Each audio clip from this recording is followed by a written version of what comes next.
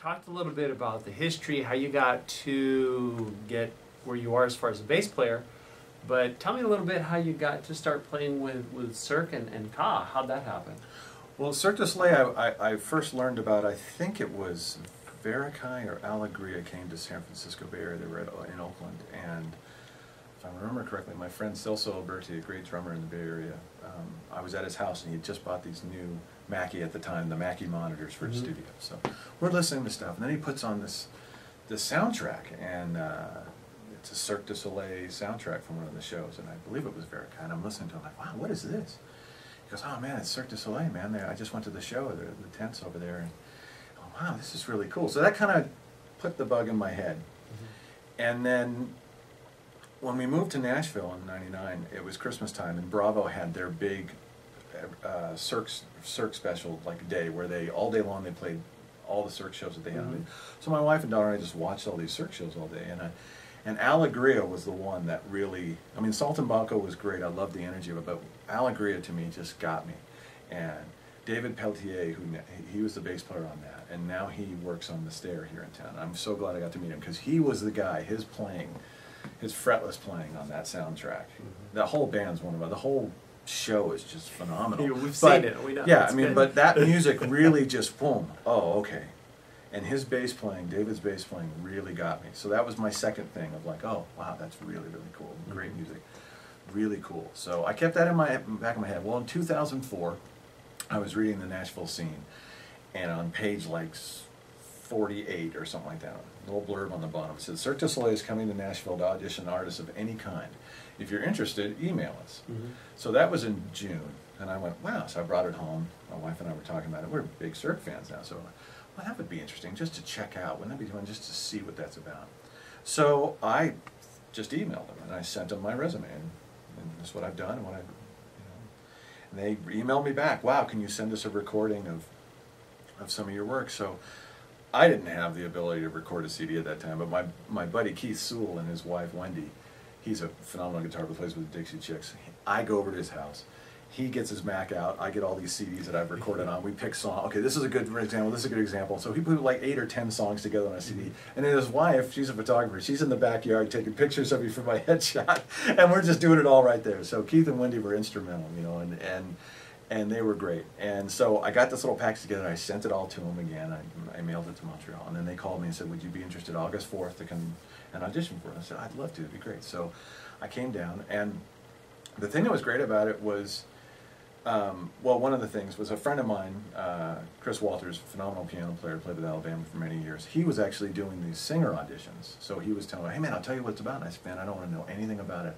I want to walk in there just totally cold and just react, because I really feel like that's what I should do. I don't know why, but don't tell me anything about it. So I got there way early, had all my basses with me, you know, and I sit in the hallway at SIR Studios in Nashville, and finally it's my turn, and they come in, and Anne-Marie Duchesne was right in time, and Claude Vendet, and I forgot the other. It was 3 people, and then there was a sound guy for SIR, and there's 3 of them auditioning me. I bring all my instruments in, and you know, there's video cameras, the whole thing. So I bring out my upright, and I just start pulling out the bow and just start playing, and they're like, oh, wait, you know, let's get to the video. So, oh, okay, you know, and I'm just warming up, you know. Yeah. So I start playing, and I go, who wrote this piece? And I said, oh, I'm just making it up. I'm just kind of warming up here, you know. And it went from there. It was like, oh, wow, well, can you do this? Sure, I can also do this. And then they'd play a piece of music for me. There was no written music at all. It was just, here's a piece of music. Come up with a bass line. Okay. Now here's the actual bass line to the piece. Can you play that? Listen to it? Yeah, sure, play that. And then we just had fun, man.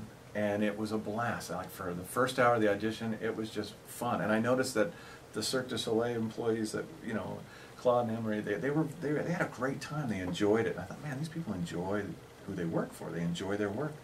So I kept checking it out. Well, when the audition, what I thought was over, I get my instruments, I had my fretless, everything. I played all this stuff. We just went through all these ideas, and we just had a blast. I started putting my bass away, and then Anne-Marie comes up and goes, well, now we're going to do part of the audition where you don't play your instruments. You're going to sing, you're going to dance, and you're going to act.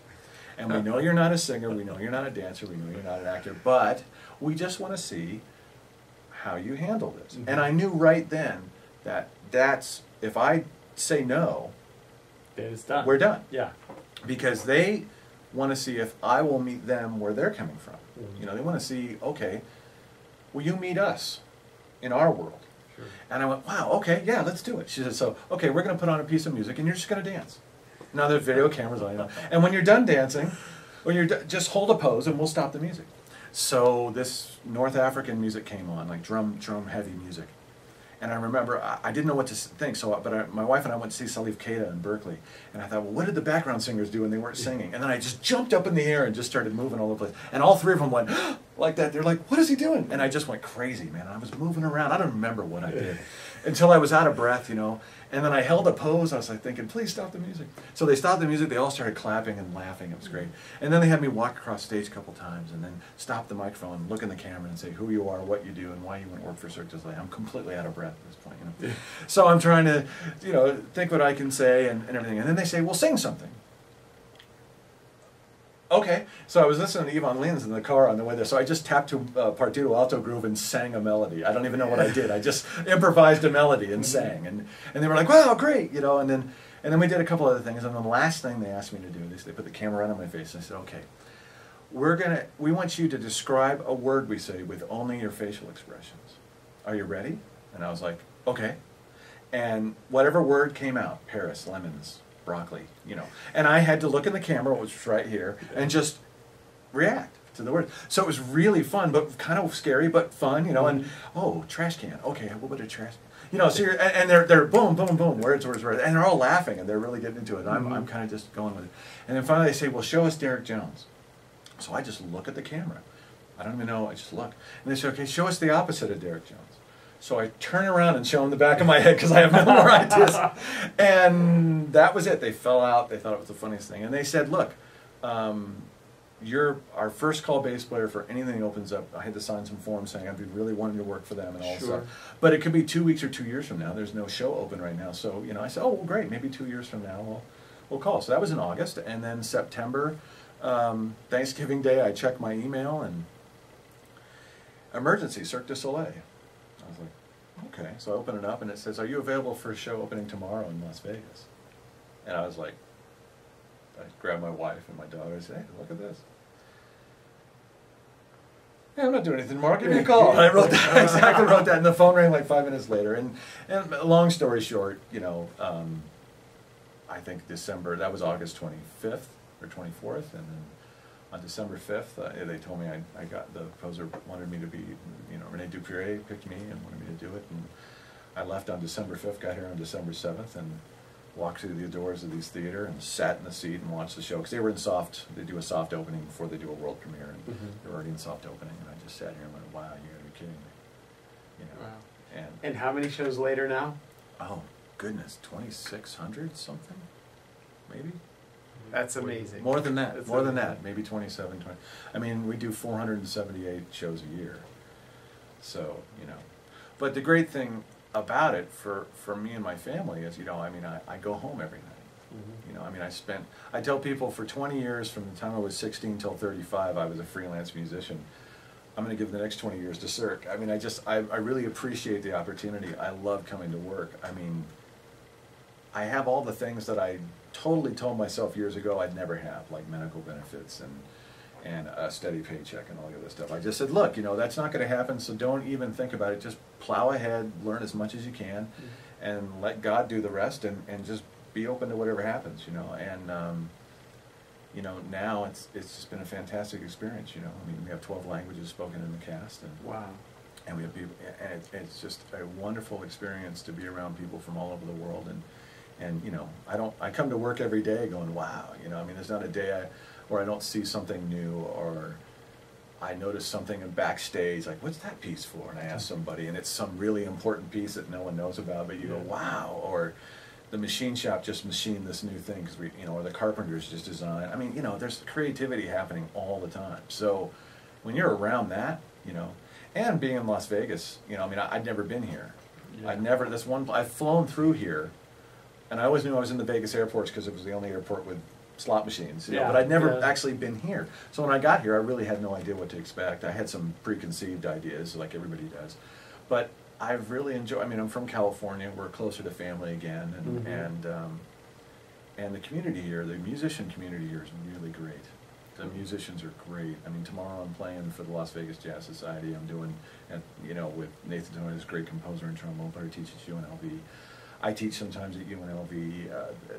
There's Dave Loeb's head of the jazz department who plays on all the Family Guy stuff and all that. He's a great studio musician in LA. So there's so many great players here that I just was really, pleasantly surprised about. Wow, the community here. And then once I started, I play gigs with other cats when I can and do stuff. And there's always opportunities to play. Just mixed up. Yeah, exactly. So it's been but that's how the Cirque du Soleil thing for me started, and that's how brought me out here, and it's been just a joy. I mean, I can't say that there has been a day where I've come to work and go, oh, okay.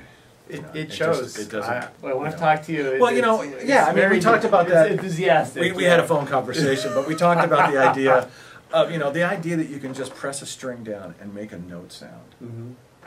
I don't care where you're at doing that, whether there's 2 people listening to you or 2 million. I don't know. Just the idea that you can play that with another musician and another, and the 3 or 5 or 2 or 10 of you can come together and communicate, and then a bunch of non-musicians can listen to what you're doing and feel that communication and get something from that. That's heavy. Yeah. I mean, people ask me, man, how do you do 470-something shows a year? Aren't you ready to move on and stuff like that? I mean, no, man. I mean, the group here is great, but just the fact that you can do that, I think people forget that. That it really is a privilege and a gift to be able to play a note at a certain time, and it makes somebody go, oh, my life just changed a little. I mean, we've all heard albums where one note made you go, okay, I'm a different person now. Mm-hmm. And that's the quest. I think our jobs as musicians is to communicate to non-musicians and put that out there to where they can understand it and they can feel like, wow, I'm a different person now because I heard the note played that way and I never noticed that before. So I think that's what I try to bring, and what everybody in the band really tries to bring, is that kind of a sense of, we're playing the same show. It's sort of the same notes, but there's a lot of technical things that could happen where it can slow things down or speed things up. So every show you have to be ready on a dime to go, okay guys, we got to move here because something happened, and there's a 70-ton moving stage, and there's 7 stages that are moving. So there's a lot of things that can kind of slow down or speed up or whatever. So you've got to be ready for it, and you've got to be a team, and we're always thinking about how everybody out there, because we're 4 stories down here right now from the main stage. But we're still a part of that, and we've got to support what's going on up there, just like all the departments are supporting all the other departments, and we're a team. Mm-hmm. We're the cause a team, and we're putting that together, and I think that's what is any musician would want, to be, especially a bass player, to just absolutely. be a team, just be in a team like that and be able to do that. It's been a real blessing for me. So. Excellent.